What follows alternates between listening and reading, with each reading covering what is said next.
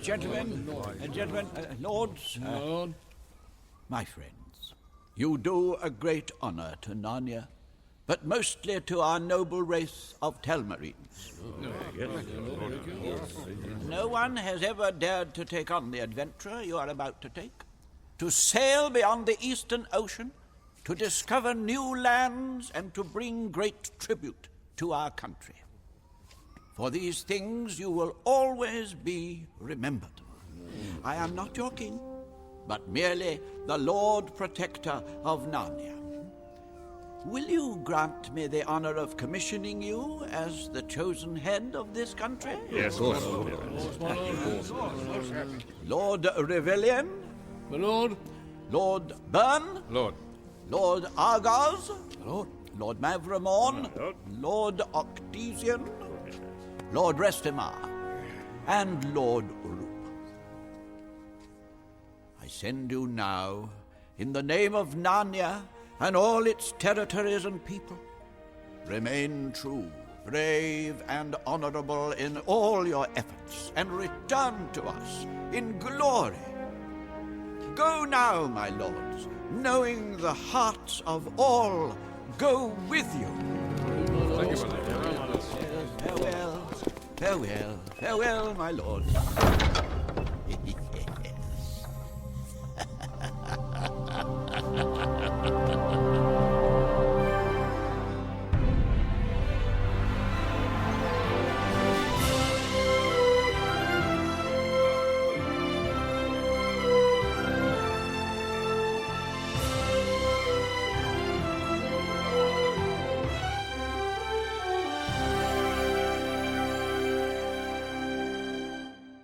Hello, I'm Doug Gresham, your host for Focus on the Family Radio Theatre.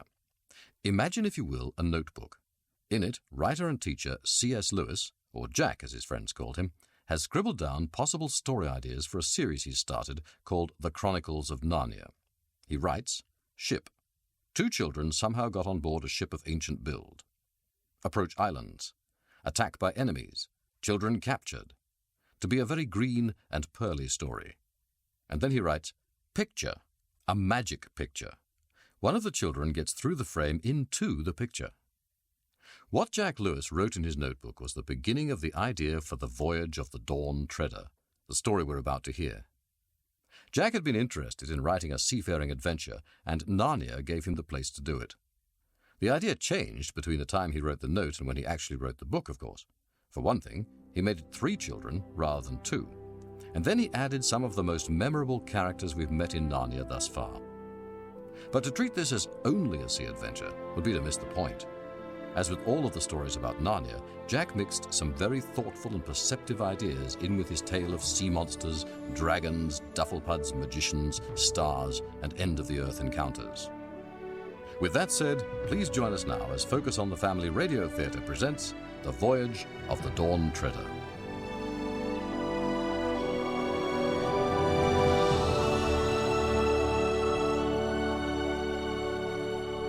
Once there was a boy called Eustace Clarence Scrubb, and he almost deserved it.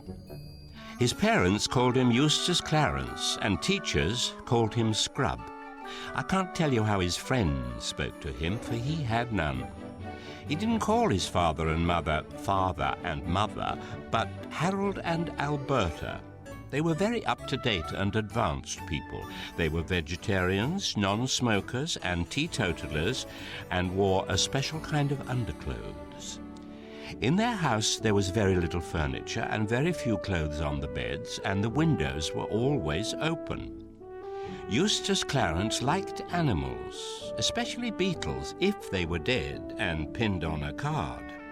He liked books, if they were books of information, and had pictures of grain elevators or of fat foreign children doing exercises in model schools.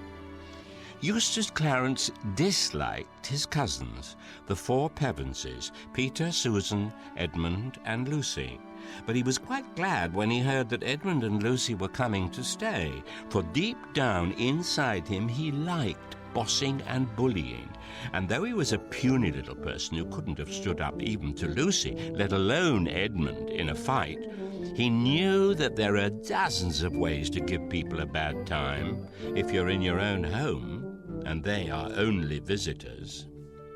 Edmund and Lucy didn't want at all to come and stay with Uncle Harold, Aunt Alberta and Eustace, but it really couldn't be helped. It's not fair, Lucy. It simply isn't. Oh, don't go on, Edmund. You've been complaining ever since they left for America. Do you think it's fair? That's not the point. Father and Mother... I understand about Father and Mother. I'm glad Father was invited to lecture there, and Mother certainly needed a holiday.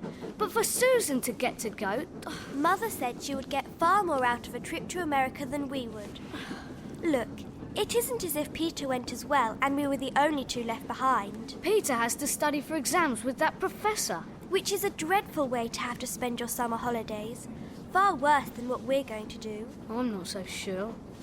Oh, do cheer up. At least you'll have a room of your own. I shall have to share a bedroom with that rotten stinker Eustace. Our story begins on an afternoon when Edmund and Lucy were stealing a few precious minutes alone together in Lucy's room at Uncle Harold and Aunt Alberta's. They were sitting on the edge of her bed and looking at the only picture in the house that they liked. Aunt Alberta didn't like it at all. That was why it was put away in a little back room upstairs. It was a picture of a ship. Oh, I believe it's a Narnian ship. It could be, I suppose. A prow shaped like the head of a dragon with its mouth open. Oh. Though I don't remember our ever having a ship with only one mast. Or a purple sail. Look at the green hull. Didn't one of the ships in our fleet have a green hull? Yes. Oh, I don't remember the name. This may be a picture from a completely different age. You know that Narnian time doesn't run at the same speed as ours. This boat may belong to a king or queen who came long after our reign. Oh, I do wish... Perhaps we should stop looking at this picture. I mean, doesn't it make things worse to look at what may be a Narnian ship when we can't get there? Even looking is better than nothing. And I think she's such a very Narnian ship. A Narnian ship? Oh, I see. You're still playing your old game. Shouldn't you knock before entering, Eustace? And we're not playing a game. I'm trying to think of a limerick. Something like this. Some kids who played games about Narnia got gradually balmier and balmier.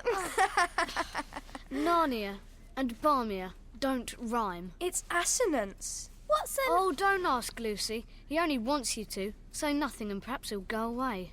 Do you like that picture of the ship, Lucy? Yes, I do. I like it very much. I think it's a rotten picture. The only reason we've got it is because it was a wedding present from someone Alberta didn't want to offend. If you leave the room, then you won't have to look at it.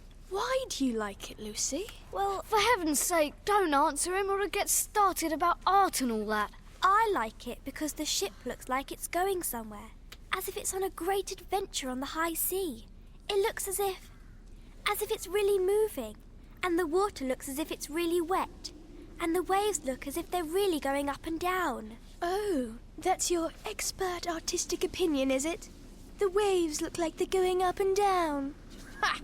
But they do look as if they're going up and down. Whoa. I say, Lucy, you're right. Balmy. You're both balmy. No, we aren't. Look. I'm not falling for that old trick. Do you feel that, Lucy? The wind's kicking up. I feel it. This is absurd. Close the window. The window is closed. Can't you smell the sea, Eustace? It's magic. Oh, Edmund, is it possible? Stop it. It's some silly trick you're playing on me. Stop it or I'll tell Alberta. This can't be happening. Watch out! Here comes another wave! What are we supposed to do? I'll smash the rotten picture. That's what I'll do. No! Eustace, don't go near it! Edmund, be careful! Don't panic! Keep your mouth closed and kick off your shoes! Swim for the ship! I can't swim. Eustace! I'm closest! I'll get him! Don't let him pull you under! I'm coming, Eustace! Help!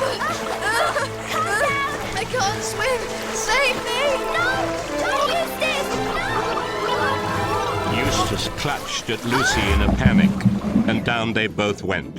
When they came up again, Lucy saw a white figure diving off the ship's side. Edmund was close beside her now, treading water, and had caught the arms of the howling Eustace. Then someone else, whose face was vaguely familiar, slipped an arm under her from the other side. There was a lot of shouting going on from the ship. Ropes were thrown into the water. Edmund and the stranger fastened ropes around her. After that followed what seemed a very long delay, during which her face got blue and her teeth began chattering. In reality, the delay was not very long. They were waiting till the moment when she could be got on board the ship without being dashed against its side. Even with all their best endeavours, she had a bruised knee when she finally stood, dripping and shivering on the deck. After her, Edmund was heaved up, and then the miserable Eustace. Last of all came the stranger, a golden-headed boy, some years older than herself. Caspian! Queen Lucy and King Edmund. Yes. Oh, this is a wonderful surprise. How are you? Oh, good to see you again. Welcome aboard. Oh, this is Lord Drinian, the captain of our ship. Lord Drinian, our Royal Majesties King Edmund the Just and Queen Lucy the Valiant. Your Majesties. Pleased to meet you. And who is your friend? It's Eustace, I'm afraid. Eustace. It's a pleasure to have No! Stay away from me. I want to go back. I don't like it. you. Go back? But to where? I want to go home right this minute. Oh, Eustace! Hey, Ranulph! Hey. Bring spiced wine for their Majesties. In my cabin. Aye, Captain. You'll need something to warm you after that dip. And we'll find you some dry clothes. Come along to my cabin. Thank you, Captain. This way. Yes. Are you coming, Eustace? No! I want to go home. Oh. And how are you going to do that? I don't know.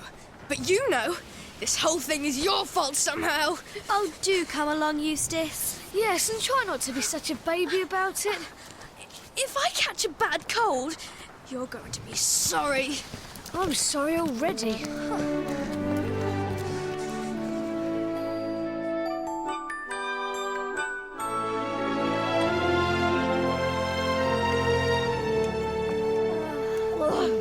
What is this awful tasting stuff? Spiced wine. I brought it especially from the castle at Cair Paravel. Oh, Cair Paravel. Haven't you got anything helpful? Like Plumtree's vitaminized nerve food? It's what my parents always give me for a shock. No, Eustace. You'll just have to drink what they have on board. And how long am I going to have to wear these ridiculous clothes? Until yours have dried in the galley. It feels good to be in Narnia-made clothes again. Even if they don't fit very well. This uniform's a bit big for me. Though I must say, Queen Lucy, you look splendid. Thank you. Caspian, please tell us everything that's happened since we last saw you. It was a year by our time since we left you. Oh, just before your coronation. Then it's been 3 years by our time. Oh, all going well? You don't think I'd have left my kingdom and put to sea unless all was well? No, it couldn't be better. There's no trouble at all now between Telmarines, dwarves, talking beasts, fauns, and the rest. What's all this nonsense you're saying? Dwarves talking beasts. There are no such things. Ignore him, Caspian. What about the giants? We gave them such a good beating last summer that they pay us tribute. And I had an excellent person to leave as regent while I'm away. Trumpkin the dwarf. Dear Trumpkin, you couldn't have made a better choice. He's as loyal as a badger, ma'am, and valiant as a... Oh. Enter! You sent for me, Captain? Oh, what on earth's that? Eustace? Take it away, the horrid thing! What? Calm down, Eustace. But it's a mouse! Go away, go, shoo! Eustace, can't you see this is no ordinary It mouse? certainly isn't. It's the biggest mouse I've ever seen. Go! And so it was. Standing on its hind legs, the mouse was at least 2 feet high. A thin band of gold passed round its head, under one ear and over the other, and in this was stuck a long crimson feather. As the mouse's fur was very dark, almost black, the effect was bold and striking. Its left paw rested on the hilt of a sword very nearly as long as its tail. Its balance, as it moved gravely along the swaying deck, was perfect. Make it go away! Shoo! Shoo! Stop it, Eustace! Stop it at once! You happen to be addressing Reepicheep, the most valiant of all the talking beasts of Narnia. And the chief mouse. He won undying glory in the Second Battle of Baruna. How good to see you again, Reepicheep. My humble duty to your majesty. Oh, it talks. Greetings, Reepicheep. And to you, King Edmund. Nothing except your majesty's presence was lacking to this glorious venture. It's more than I can stand. Performing animals. They're silly and vulgar and sentimental. Queen Lucy, am I to understand that this singularly discourteous person is under your majesty's protection? Because, if not... I'm sorry to say he is with us, Reepicheep. I apologise for his bad manners. It is not for you to apologise, your majesty. Well, don't look at me. I'm not about to apologise to a rodent. Captain, I am here at your request. Yes. King Caspian would like you present while we explain to King Edmund and Queen Lucy the purpose of our voyage, since it's as much to do with you as any of us. Of course. But I don't want to know why you're on this voyage. I don't want to know any of it. I feel tired and achy, and I want to go home. Edmund, perhaps your friend would like to lie down for a while. We could put him in my cabin. Eustace? A nap? Yes. Then maybe I can wake up and this nightmare will be over. Rheinolf, Yes, Captain? please escort our guest to King Caspian's cabin. See to it that he's made comfortable. Aye, Captain. Made comfortable. That's hardly likely. This way. Well, this is a merry shipmate you've brought us, King Edmund. Not for the last time, do I apologise. You were going to explain why you're on this voyage, Caspian. Yes. Where are we heading for? Well, that's rather a long story. Perhaps you'll remember that when I was a child, my usurping uncle Miraz got rid of 7 friends of my father's, who might have helped me, by sending them off to explore the unknown eastern seas beyond the Lone Islands. Yes, and none of them came back. Right. Well, on my coronation day, with Aslan's approval, I swore an oath that if once I established peace in Narnia, I would sail east myself for a year and a day to find my father's friends, or to learn of their deaths and avenge them if I could. What were the names of the lords? There's the Lord Rebellion, the Lord Burn, the Lord Argos, the Lord Mavramorn, the Lord Octesian, the Lord Restimar, and that other one who's so hard to remember. The Lord Roop, sire. Rope, of course.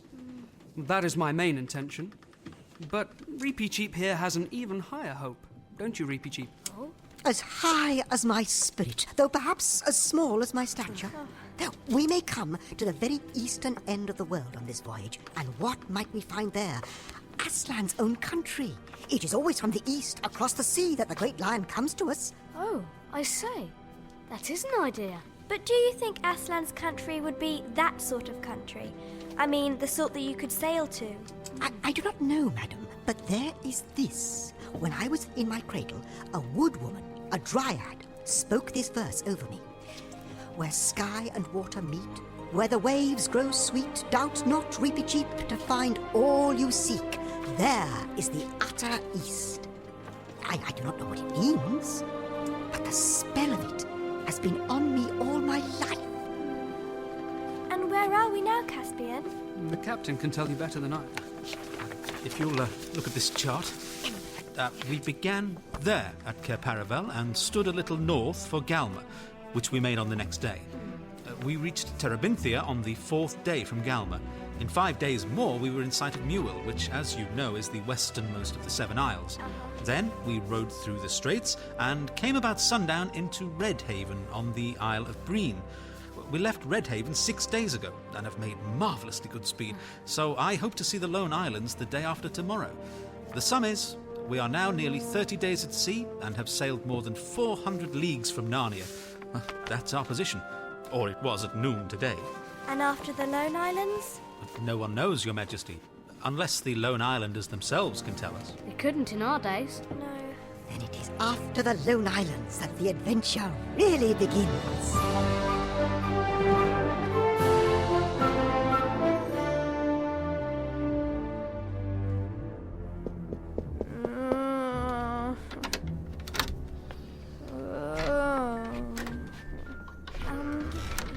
Eustace. Oh, please go away. How are you feeling? Oh, I feel sick. Now leave me alone until the storm passes. Oh. Storm? But we're in fair weather. Oh, please go away. I've brought you something that will make you feel better. What is it? It's a special cordial. Father Christmas gave it to me, and, well... Father Christmas? It's a long story. Oh. Anyway, King Caspian brought it on the ship as part of the royal treasury, and it will help you. I don't want it. 1 drop is all you'll need. Then you'll feel better. 1 drop? Just 1. Now open your mouth. Well, just 1. Here. Oh, it tastes beastly. Wait. Oh, I want to get up now. You're feeling better? Well, I can't lie around here all day, can I?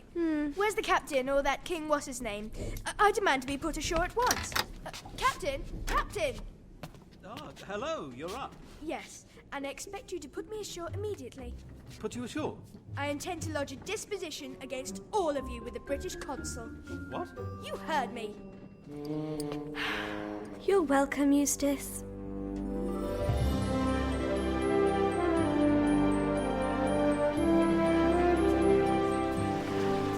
Thank you for the tour of the ship, Captain. She's lovely. We're quite proud of the Dawn Treader. It's the finest ship we have. You may remember that the Telmarines weren't fond of water, so I've had to rebuild the fleet from almost nothing. Her lines are perfect. Her colours are pure. Everything about her is so well made. I don't know what you're going on about. It's not like it's a proper liner like the Queen Mary or a motorboat, or a submarine or anything impressive. As if you know anything about them. Well, what do you say we go below for some supper? Yes. I suppose now is as good a time as any to mention about sleeping arrangements. Oh, look! There's that overgrown mouse. What's he doing? Looking out to sea, as he often does. Dreaming of distant lands to the east, I expect. Wouldn't it be funny to sneak up behind him and swing him around by that long tail of his? It wouldn't be funny at all, Eustace. You have no sense of humour. Watch. No, Eustace. Stop. Oh, dear. Gotcha!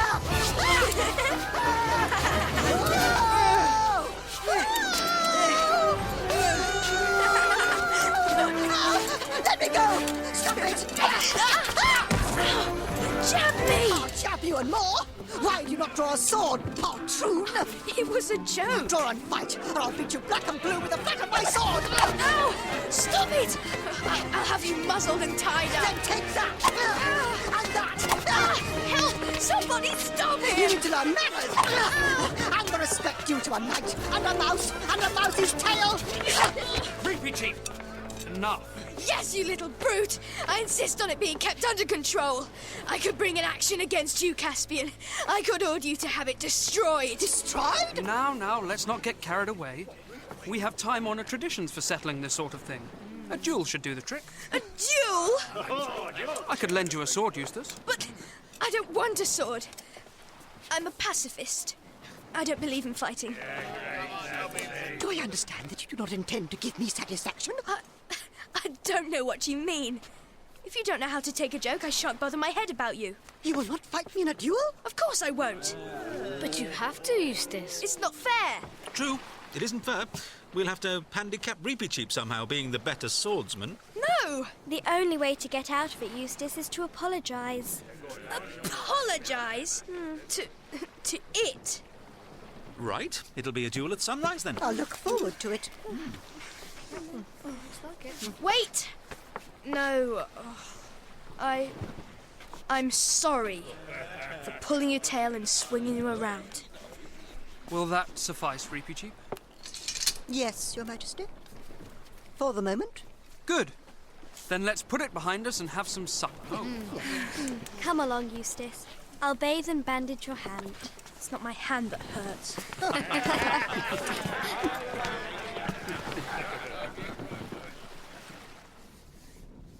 Now that my notebook has finally dried out, I can chronicle this nightmare properly. I've now been on this ghastly boat for days and days. I use the word boat in its broadest possible sense, of course. It's little more than a toy, not much bigger than a lifeboat. And of course, absolutely primitive indoors. No proper saloon, no radio, no bathrooms, no deck chairs. I've tried to tell the captain what real ships are like, but he's too thick. Edmund and Lucy, of course, didn't back me up. I suppose a kid like Lucy doesn't realise the danger, and Edmund's buttering up Caspian as everyone does here.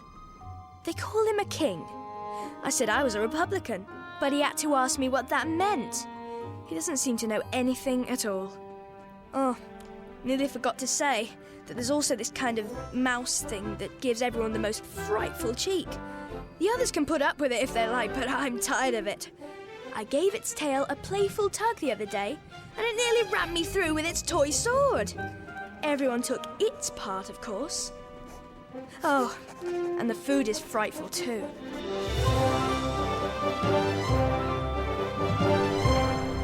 Land in sight!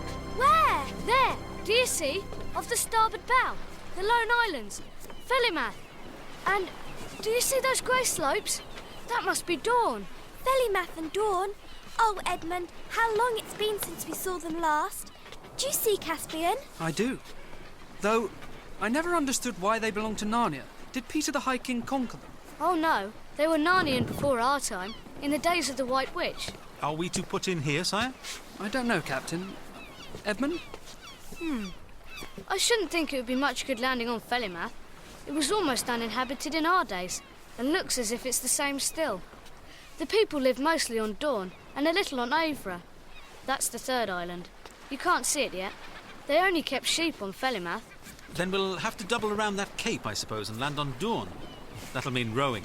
I'm sorry we're not landing on Felimath. I'd like to walk there again. It was so lonely. A nice kind of loneliness. And all grass and clover and soft sea air. I'd love to stretch my legs too. I tell you what, why shouldn't we go ashore in the boat and send it back? And then we could walk across Felimath and let the Dawn Treader pick us up on the other side. Oh, do let's. Edmund? Yes, all right. You'll come, Eustace? Anything to get off this blasted boat. Blasted? What do you mean? In a civilised country, like where I come from, the ships are so big, when you're inside you wouldn't know you were at sea at all. In that case, you might just as well stay ashore. Will you tell them to lower the boat, Drinian? Yes, sire.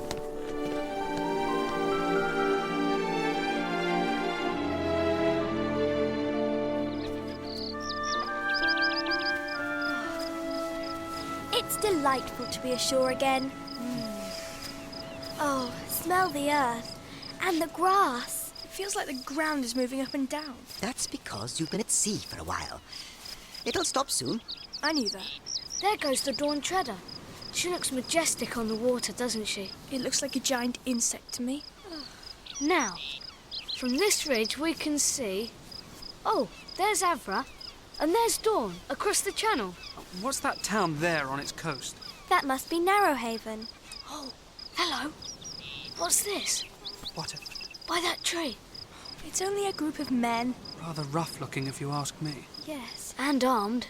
What do you make of it, Reepicheep? There are 7 in all.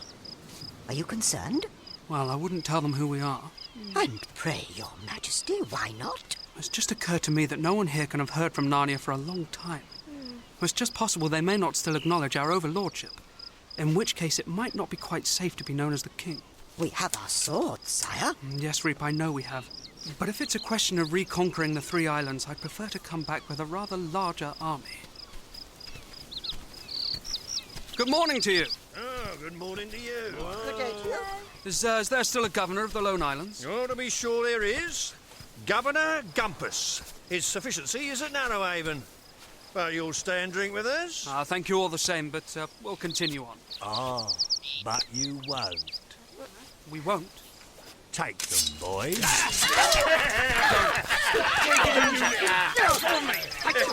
What's the meaning of this? Oh, I'd have thought it was clear. You're our captives now.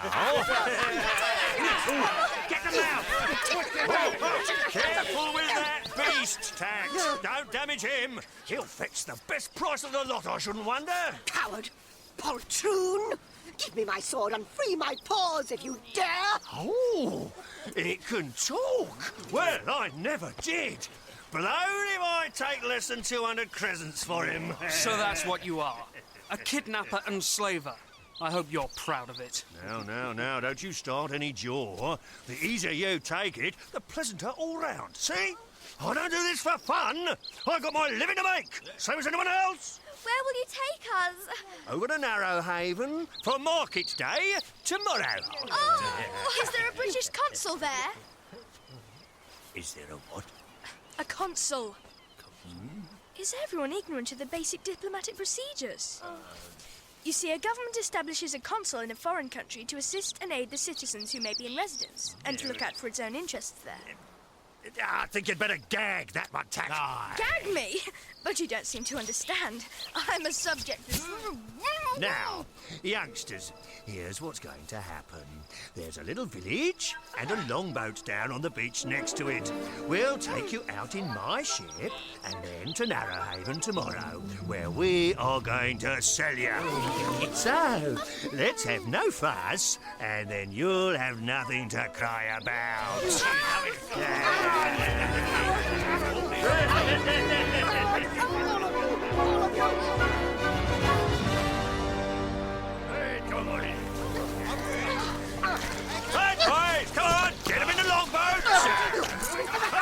Well, Pug, what do you have here? More of your usual wares? Ah, yes, pleasing your lordship. Anything of interest? How much do you want for that boy? Which, my lord? That one, the one with the blonde hair. I knew your lordship would pick on the best. No deceiving your lordship with anything second-rate. That boy, well, now I've taken a fancy to him myself. Got kind of fond of him, I have. I'm so tender-hearted. I should never have taken up this job.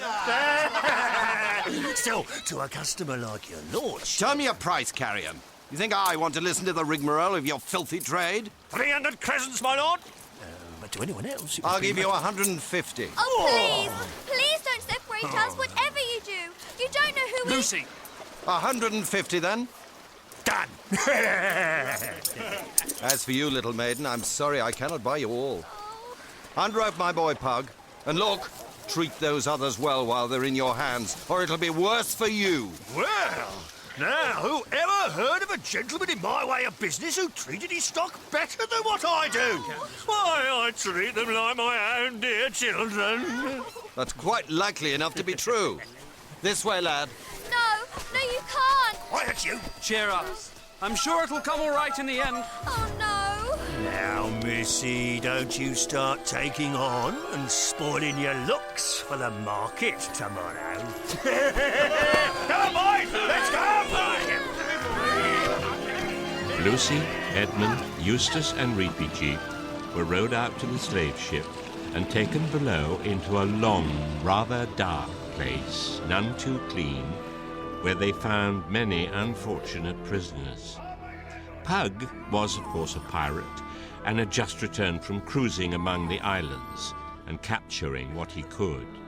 The children sat in the straw and wondered what was happening to Caspian, and tried to stop Eustace talking as if everyone except himself was to blame. Meanwhile, Caspian was having a much more interesting time. Look, you needn't be afraid of me, boy. I'll treat you well. I bought you for your face. You reminded me of someone. May I ask of whom, my lord? You remind me of my master, King Caspian of Narnia. My lord, I am your master. What? I am Caspian, King of Narnia. You make very free. How can I know this is true? Firstly, by my face. Secondly, because I know within 6 guesses who you are. You're one of those 7 lords of Narnia whom my uncle Miraz sent to sea, and whom I have come out to look for. Argos, Byrne, Octesian, Restimar, Mavramon, no, I've forgotten the others, I always do. By heaven. Finally, if your lordship will give me a sword, I will prove on any man's body in clean battle that I am Caspian, the son of Caspian, lawful king of Narnia, lord of Cair Paravel, and emperor of the Lone Islands. It is his father's very voice and trick of speech. Can it be? I assure you it can be, and is. My liege, your majesty, I am the Lord Byrne, one of whom you seek. Rise, Lord Byrne. The monies your lordship spent for our person will be made good from our own treasury. They're not in Pug's purse yet, sire, and never will be, I trust. I've appealed to his sufficiency, the governor, 100 times to crush this vile traffic in man's flesh. My Lord Byrne, we must talk of the state of these islands. But first, what is your lordship's own story? Oh, short enough, sire. I came thus far with my 6 fellows, loved a girl of the islands, and felt I'd had enough of the sea. And there was no purpose in returning to Narnia while your majesty's uncle held the reins. So I married, and I've lived here ever since. What is this governor, this Gumpus, like? Does he still acknowledge the King of Narnia for his lord? In words, yes. All is done in the king's name. But he would not be best pleased to find a real live King of Narnia coming in upon him. And if your majesty came before him alone and unarmed, well, he would not deny his allegiance, but he would pretend to disbelieve you. Your grace's life would be in danger. What following has your majesty in these waters? There is my ship just rounding the point. We are about 30 swords if it came to fighting. Shall we not have my ship pull in and fall upon Pug and free my friends whom he holds captive? Not by my counsel. As soon as there was a fight, 2 or 3 ships would pull out from Narrowhaven to rescue Pug. Your majesty must work by a show of more power than you really have, and by the terror of the king's name. It must not come to plain battle. Gumpus is a chicken-hearted man and can be overawed. Can your majesty signal your ship? With my horn, yes. Then I humbly suggest you do so. I have a plan. Steer straight down this channel, Captain. Then round to Avra, where my own estate is. Aye. But first, run up the king's banner. Hang out all the shields, and send as many men to the fighting top as you can. And then about 5 bow shots hence, when you get the open sea on your port bow, run up a few signals. Signals? To whom? Why, to all the other ships we haven't got, but which it might be well that Gumpus thinks we have. I see. And they'll read our signals and think we're communicating with a fleet.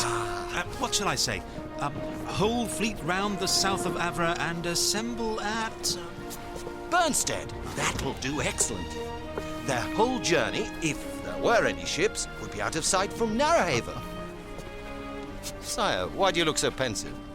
Because the others are languishing in the hold of that awful slave ship, while I am helpless to do anything about it. Sire, if my plan works, your friends will be freed from the hold of that ship by this time tomorrow.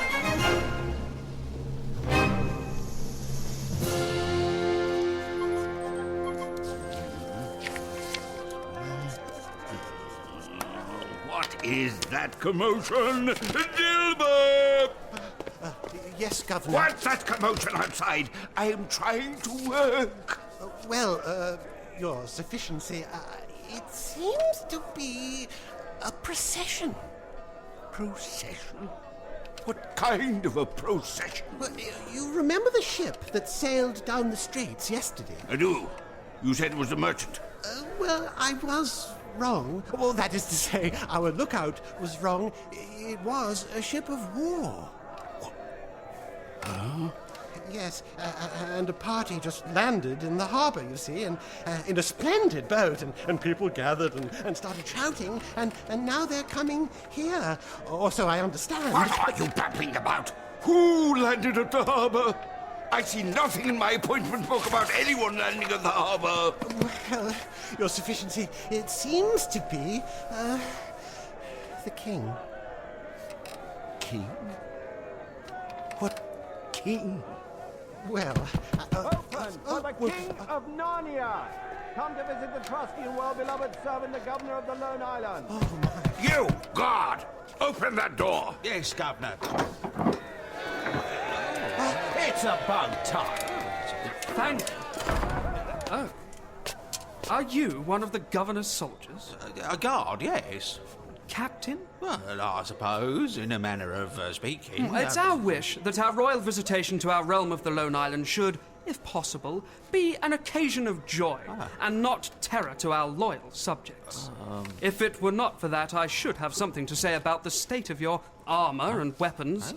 As it is, you are pardoned. Thank you. Command a cask of wine to be opened that all your men may drink our health. But at noon tomorrow I wish to see your entire regiment here in the courtyard looking like men-at-arms and not like vagabonds. See to it on pain of our extreme displeasure. Yes, sir, Governor. What is the meaning of this, Lord Byrne? The governor is in the king's chair. Remove him. What? My desk! Unhand me! Let me go! Oh! Your chair, sire. Thank you. What? My lord, you have not given us quite the welcome we expected. Well, we are the King of Narnia. But there was nothing in the correspondence, nothing in the minutes. I have not been notified of any such thing. We are come to inquire into your sufficiency's conduct of your office. There are 2 points especially on which I require an explanation. Firstly, I find no record that the tribute due from these islands to the Crown of Narnia has been received for about 150 years. Oh, yeah, yes, right. Yes. That would be a question to raise at the council next month. If anyone moves that a commission of inquiry be set up to report on the financial history of the islands at the first meeting next year, then... I also find it very clearly written in our laws that if the tribute is not delivered, the whole debt has to be paid by the governor of the Lone Islands out of his private purse. That's quite out of the question. It is an economic impossibility. Your Majesty must be joking. Secondly, I want to know why you have permitted this abominable and unnatural traffic in slaves to grow up here, contrary to the ancient custom and usage of our dominions. Necessary. Unavoidable.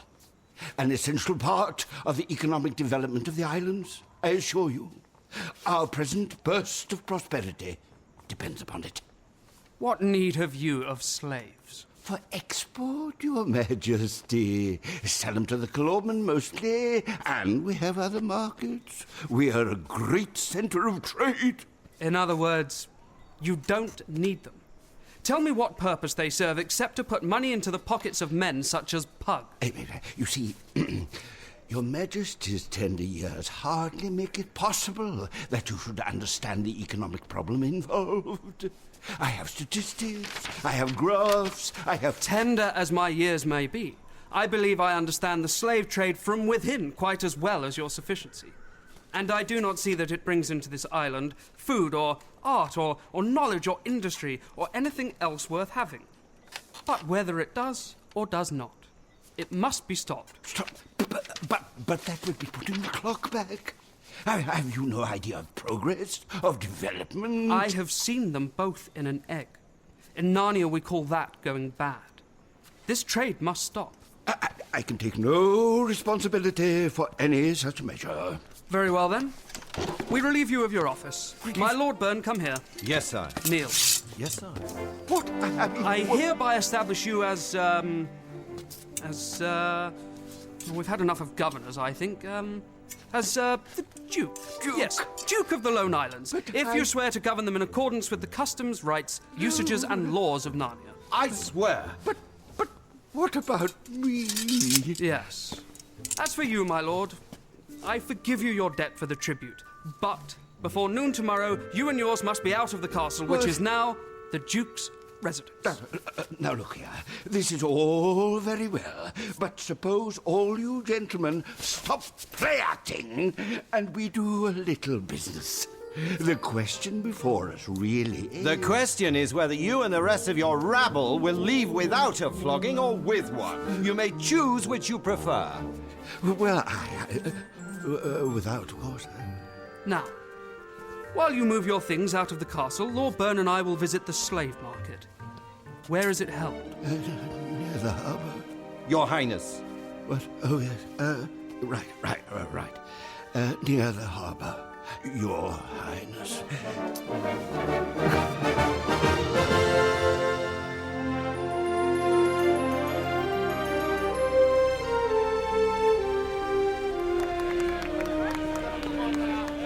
Words now, gentlemen, lot 23. Fine Terabithian agricultural labourer, suitable for the mines or for the galleys. Under 25 years of age, not a bad tooth in his head, good brawny fellow. Take off his shirt tax, let the gentleman see. Whoa, there's muscle for you. Look at the chest on him. 10 presents from the gentleman in the corner. You must be joking, sir. 15, 18 is bidden for lot 23. Any advance on 18? 21, thank you, sir. 21 is bidden for lot 23. 21 is bidden. Any advance? What is this? What is going on? On your knees! What? Every one of you! To the King of Narnia! What? Who is this? Your Highness. Your life is forfeit, Pug, for laying hands on our royal person yesterday. Oh. But your ignorance is pardoned. The slave trade was forbidden in all our dominions a quarter of an hour ago. I declare every slave in this market free. No, sorry. Now, where are my friends? Friends? Oh, the dear little girl and nice young gentleman. Oh, why? They were snapped up at once. Your service, sire. Every man who has bought a slave today must have his money back. Pug, bring out your takings to the last minim. Huh? Does your good majesty mean to make me a beggar? You have lived on broken hearts all your life. And if you are a beggar, it is better to be a beggar than a slave. Where is my other friend? Oh, you mean the one that won't shut up? Oh, take him, please. Allowed to have him off my hands. Priced him at 5 presents in the end, and even so, no one would have him. Threw him in free with the other lots, and still no one would have him. Tax. Bring out Sulky. Caspian, I see, as usual, been enjoying yourself somewhere where the rest of us were prisoners. I suppose you haven't found out about the British consul? Of course not. Gentlemen, as your king, I now declare this slave market abolished for all time. 3 cheers for the King Caspian! Hip hip!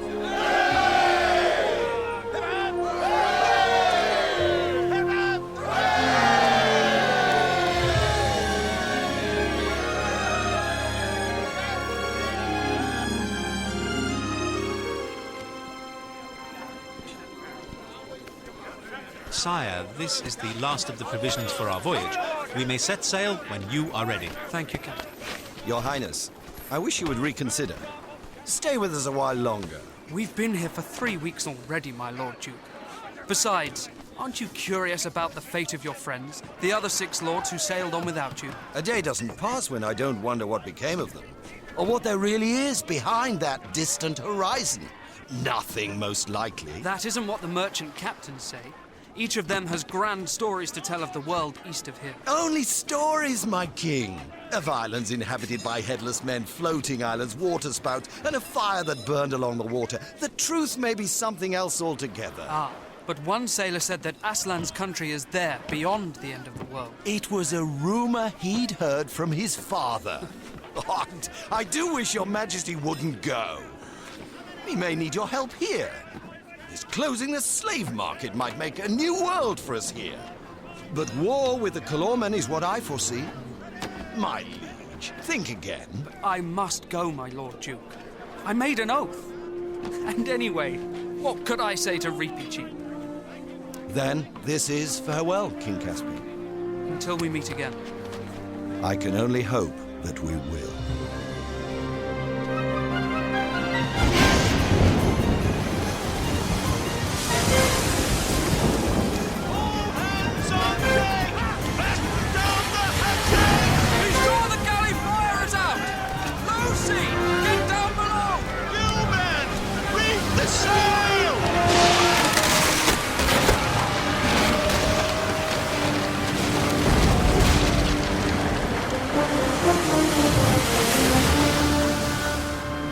3rd of September.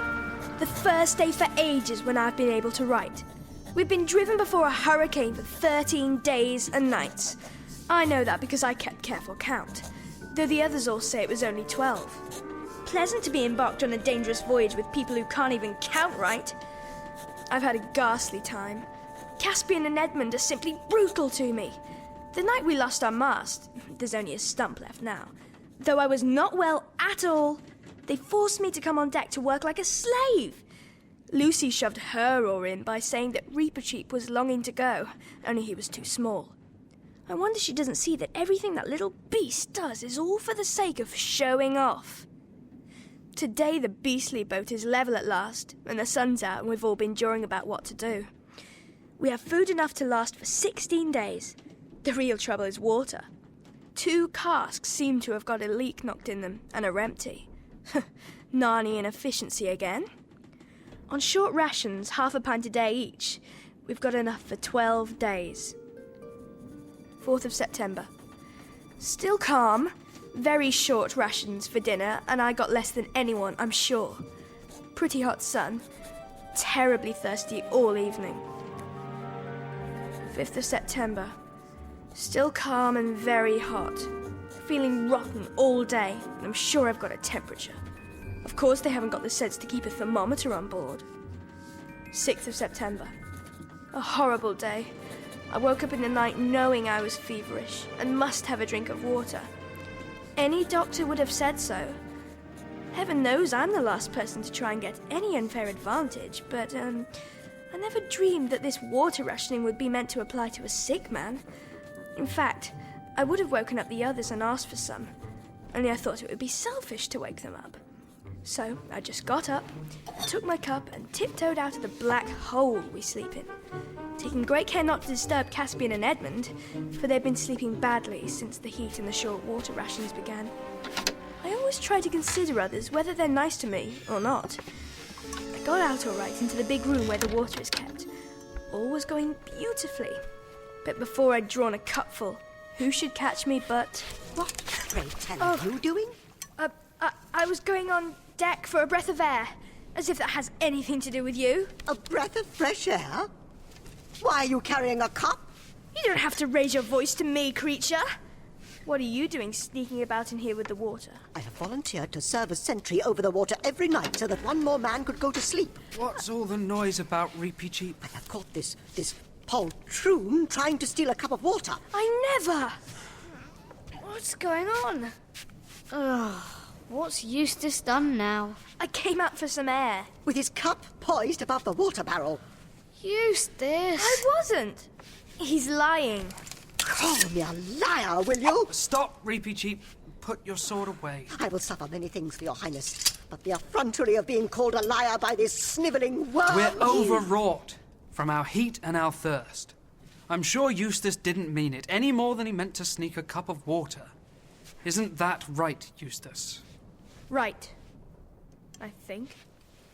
But let it be known to everyone on board this ship that anyone found stealing water in future will get 24. 24 cups of water? Lashes with a whip, Eustace. Ah. Eustace, we all know how you feel. We're equally thirsty and feverish, but we must all make the best of it. Do you agree? Of course. Patronising, odious, stuck-up pig! 7th of September. A little wind today, but from the west. Made a few miles eastward with part of the sail set on makeshift mast that Drinian calls the jury mast. Still terribly thirsty. 8th of September. Still sailing east. I stay in my bunk all day now and see no one except Lucy, till the 2 fiends come to bed. Lucy gives me a little of her water ration. She says girls don't get as thirsty as boys. I'd often thought this, but it ought to be more generally known at sea. 9th of September. Land in sight, a very high mountain a long way off the southeast. 10th of September. The mountain is bigger and clearer, but still a long way off. Gulls again today for the first time since I don't know how long.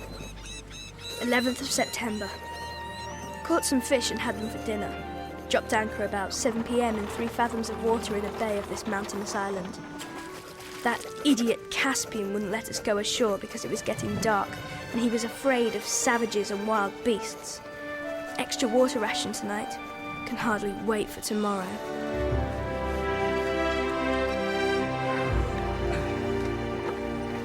Do you see any place to land? It's all cliffs and crags. Not the most welcoming island I've ever seen. Over there, toward the head of the bay, where those trees jut out. It's level enough for us to pull in. Is there a stream near the shore? It is. Good. Then I suggest you drop us there, Drinian. Then go back to the ship and have the entire company come ashore. We may be able to fell some of the trees to build a new mast and repair the casks. There may be game on the island as well. We have a lot of work to do on the poor old Dawn Treader. Look at her. She can hardly be recognised as the same gallant ship we knew in Narnia. True. But there'll be no work until the men have washed, drunk their fill from that stream and rested. If the Dawn Treader looks bad, the men have suffered far worse. The whole ship's company went ashore in 2 boatloads, and everyone drank and washed deliciously in a river and had a meal and a rest before Caspian sent 4 men back to keep the ship, and the day's work began. Eustace lay under a tree with a heavy heart. Was there going to be no rest? It looked as if their first day on the longed-for land was going to be quite as hard work as a day at sea. Then a delightful idea occurred to him. Nobody's looking. I could simply slip away. I could stroll inland and find a cool, airy place up in the mountains somewhere and have a good long sleep. And then I'll join the others when they finish their work. It would do me good. More good than breaking an unhealthy sweat and suffering the abuse of the crew. All I have to do is be careful to keep the bay and the ship in sight. I wouldn't like to be left behind in this country. He at once put his plan into action. He rose quietly from his place and walked among the trees, taking care to go slowly and in an aimless manner, so that anyone who saw him would think he was merely stretching his legs. Soon he ventured on with a quicker and more determined stride. This soon brought him out of the wood. The ground sloped steeply up in front of him. The grass was dry and slippery, but manageable if he used his hands as well as his feet, and though he panted and mopped his forehead a good deal, he plugged away steadily. Slowly, and with several rests, he reached the ridge. Here he had expected to have a view into the heart of the island, but the clouds had now come lower and nearer, and a sea of fog was rolling to meet him. He sat down and looked back. He was now so high, the bay looked small beneath him, and miles of sea were visible. Then the fog from the mountains closed in all round him, thick but not cold, and he lay down and turned this way and that to find the most comfortable position to enjoy himself. But he didn't enjoy himself. He began, almost for the first time in his life, to feel lonely. At first, this feeling grew very gradually, and then he began to worry about the time. There was not the slightest sound. Suddenly it occurred to him that he might have been lying there for hours. Oh. What if the others have gone? What if they let me wander away on purpose in order to leave me behind? That's just what they do. He leapt up in a panic and began the descent. At first, he tried to do it too quickly, slipped on the steep grass, and slid for several feet. Then he thought that this carried him too far to the left. So he clambered up again as near as he could guess to the place he'd started from, and began the descent afresh, bearing to his right. He went very cautiously, though a voice inside him said, "Hurry, hurry, hurry," the whole time. For every moment, the terrible idea of being left behind grew stronger. At last. Now, where are those trees? Oh, there's something dark ahead. Why, I do believe the fog is clearing. It was. The light increased every moment and made him blink. The fog lifted. He was in an utterly unknown valley, and the sea was nowhere in sight. Oh no! What am I gonna do? I'll never be able to climb back up that cliff. It's a wonder I didn't break my neck climbing down. But there's no other way out. I'll have to try it. Though I should have a drink first. About 15 yards away from him was a pool of clear, smooth water. As soon as he turned, and before he'd taken a step forward, he heard a noise behind him. What? Who's there? Is someone there? At the bottom of the cliff, a little on his left hand, was a low, dark hole, the entrance to a cave, perhaps. And out of this, two thin wisps of smoke were coming. And the loose stones just beneath the dark hollow were moving, just as if something were crawling in the dark behind them. Something was crawling. Worse still, something was coming out. What are you? The thing that came out of the cave was something he had never even imagined. A long, lead-coloured snout, dull red eyes, no feathers or fur, a long, lithe body that trailed on the ground, legs whose elbows went up higher than its back like a spider's, cruel claws, bat's wings that made a rasping noise on the stones, yards of tail. And the two lines of smoke were coming from its two nostrils. He never said the word dragon to himself, nor would it have made things any better if he had. Perhaps, if Eustace had known something about dragons, he would have been a little surprised at this dragon's behavior. It did not sit up and clap its wings, nor did it shoot out a stream of flame from its mouth. The smoke from its nostrils was like the smoke of a fire that will not last much longer. Nor did it seem to have noticed Eustace. It moved very slowly towards the pool, slowly and with many pauses. Even in his fear, Eustace felt that it was an old, sad creature. It reached the pool and slid its horrible, scaly chin down over the gravel. But before it had drunk, there came from it a great croaking or clanging cry. And after a few twitches and convulsions, it rolled round on its side and lay perfectly still, with one claw in the air.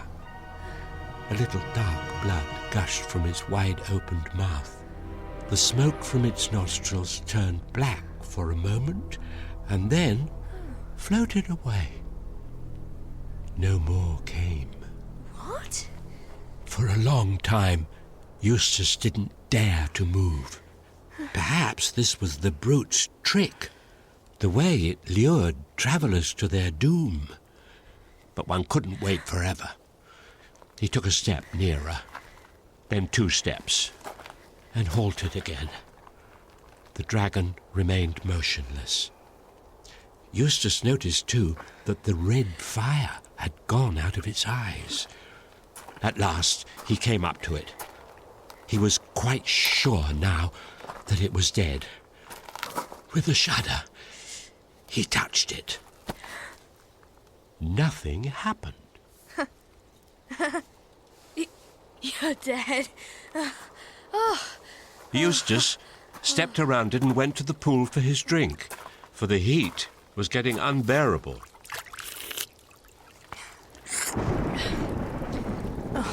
Oh, it would rain.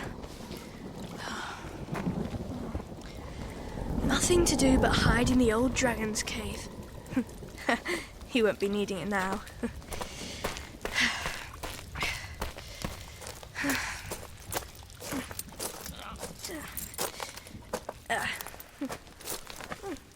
Ooh, huh. What is this? They're not stones or... A gold ring. And gold coins. And bracelets. Cups. Gems. Crowns. I found a treasure. A treasure! Oh! Unlike most boys, Eustace had never thought much about treasure. But he saw at once the use it would be in this new world. They don't have any tax here. And you don't have to give treasure to the government. I wonder how much I can carry. This gold bracelet. Those things in it are probably diamonds. That'll do nicely on my wrist. Oh, too big. But if I push it right up above my elbow... There. I suppose it makes more sense to take the diamonds. They're easier to carry than gold. I wonder when this infernal rain's going to let up. After filling his pockets with diamonds, Eustace got into a less uncomfortable part of the pile where it was mostly coins and settled down to wait. But a bad fright, especially a bad fright following a mountain walk, when once it's over, leaves you very tired. Eustace fell asleep.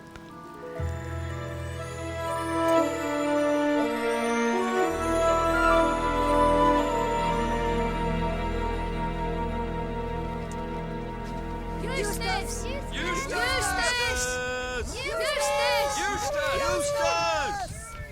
He's nowhere near, or he'd have heard that horn, Caspian. I agree. Confound the fellow! What on earth did he want to slink away like this for? We must do something. He may have got lost, or fallen into a hole, or been captured by savages. Or killed by wild beasts. And good riddance if he has, I say. Captain Drinian! You never spoke a word that became you less. The creature is no friend of mine, but he is of the Queen's blood. And while he is one of our fellowship, it concerns our honor to find him, and to avenge him if he is dead. You're right, Reepicheep. And I am sincerely sorry to all. I spoke only from annoyance that he's wandered off. That's the nuisance of it. It means a search party and endless trouble. Bother Eustace. If we're going to send out a search party, then we'd better do it before it gets dark. Gather the men together. Yes, sire. Wilson! Muster the men! Oh, Eustace, where have you gone? Meanwhile, Eustace slept and slept and slept. What woke him was a pain in his arm. The moon was shining in at the mouth of the cave, and the bed of treasures seemed to have grown much more comfortable. In fact, he could hardly feel it at all. He was puzzled by the pain in his arm at first, but presently it occurred to him that the bracelet which he'd shoved up above his elbow on his left arm had become strangely tight. His arm must have swollen while he was asleep. He moved his right arm in order to feel his left, but stopped before he'd moved it an inch and bit his lip in terror. For just in front of him, and a little on his right, where the moonlight fell clear on the floor of the cave, he saw a hideous shape moving. It was a dragon's claw. It had moved as he moved his hand, and became still when he stopped moving his hand. For several minutes he didn't dare move a muscle. He thought that the dead dragon must have had a mate, which was now lying beside him. He was convinced of it, for two thin columns of smoke went up before his eyes, black against the moonlight. This was so alarming that he held his breath. The two columns of smoke vanished. When he could hold his breath no longer, he let it out stealthily. Instantly, two jets of smoke appeared again. Presently he decided that he would edge very cautiously to his left and try to creep out of the cave. Perhaps the creature was asleep, And anyway, it was his only chance. But of course, before he edged to the left, he looked to the left. Oh, horror! There was a dragon's claw on that side, too. No one will blame Eustace if at this moment he shed tears. He was surprised at the size of them as they splashed onto the treasure in front of him.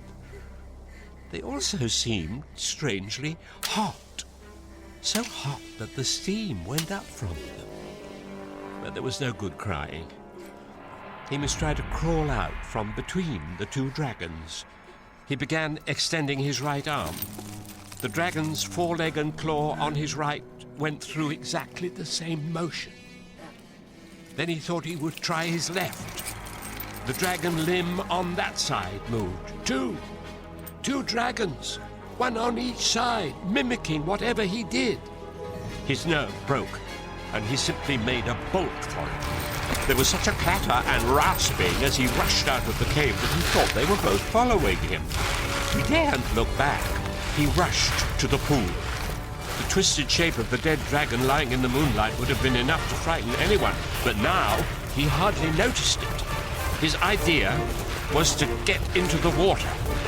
But just as he reached the edge of the pool, two things happened. First of all, it came over him like a thunderclap that he'd been running on all fours. And why on earth had he been doing that? And secondly, as he bent towards the water, he thought for a second that yet another dragon was staring up at him out of the pool. But in an instant, he realized the truth. That dragon face in the pool was his own reflection. There was no doubt of it. It moved as he moved. It opened and shut its mouth as he opened and shut his. He had turned into a dragon while he was asleep. Sleeping on the dragon's treasure with greedy dragonish thoughts in his heart, he had become a dragon himself. That explained everything. There hadn't been two dragons beside him in the cave. The claws had been his own. The two columns of smoke had been coming from his own nostrils. The pain in what had been his left arm was the bracelet he had put there when he was a boy. Now it was far too small for the thick, stumpy foreleg of a dragon. He tore at it with his dragon's teeth, but couldn't get it off. Yet, in spite of the pain, his first feeling was one of relief. And he thought to himself, "There's nothing to be afraid of anymore. I'm a terror now, and nothing in the world would dare attack me. Nothing! I'm invincible! I could get even with Caspian and Edmund now."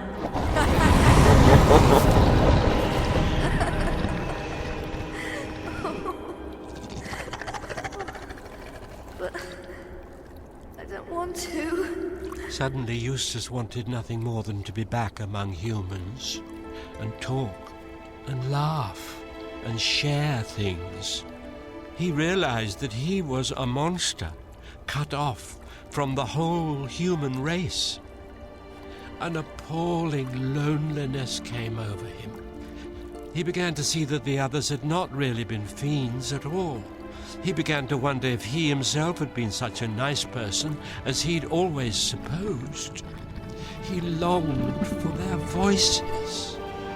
He would have been grateful for a kind word even from Reepicheep. When he thought of this, the poor dragon that had been Eustace lifted up its voice